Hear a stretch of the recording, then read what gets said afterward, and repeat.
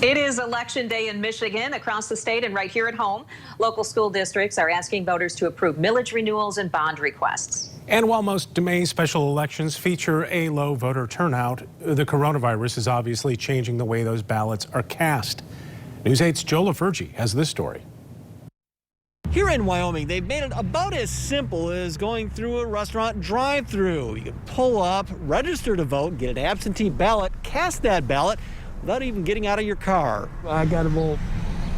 Yeah, I feel it's my, responsibility. COVID-19 wasn't keeping Raul Gonzalez from performing his civic duty, so he pulled up to the Wyoming City Hall parking lot today and cast his ballot. Hey, that's a good deal. It's good. You got to set up nice. COVID-19 created a unique challenge for city and township clerks administering the various school district millage renewals and bond proposals throughout Kent County.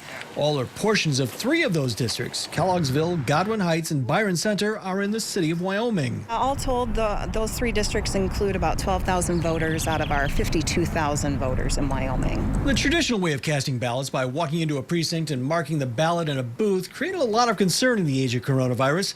So Vandenberg and her staff set up signs, traffic cones, and suited up election day traffic cops clad in personal protection equipment in the parking lot at City Hall and created a drive-through for voters. The voter can vote, and then once they're finished with that process, the voter can proceed to the drop box and just drop it in.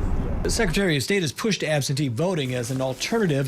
In 2018, Michigan voters changed the state constitution to allow automatic voter registration, same-day voter registration, and no-excuse absentee voting. Wyoming's drive-through system covers voters who haven't already registered and mailed in their ballots. There will be plenty of those as well. About 1,600 absentee ballots had already been returned for voters. Combined with the drive-ups, voter turnout was expected to be about 12%.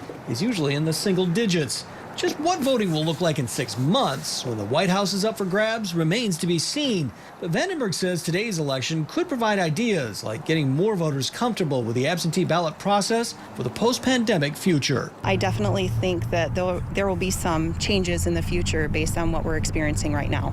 The polls close at 8. We have a list of what districts have questions on the ballot and where you can cast that ballot at WoodTV.com. In Wyoming, Joe LaFurgey, News 8.